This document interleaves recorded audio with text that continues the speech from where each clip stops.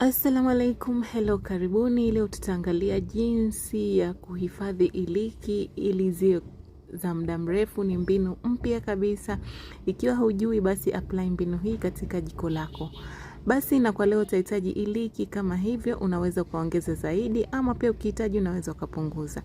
Zipashe moto kiasi cha dakika 2 mpaka 3, yani zigeuke tu rangi kidogo kama hivyo hapo katika video. Na baada hapo basi kama unavyoona rangi inatakiwa badilike kama hivyo, okay? Kisha transfer iliki zako katika kidude chako cha kusagia vitu vikavu.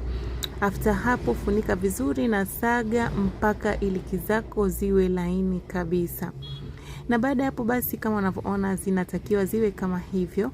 Okay, transfer iliki zako katika sahani kisha weka katika mkebe ambao hautaingia hewa. Ni nzuri sana na harufu yake ni nzuri sana na zinakaa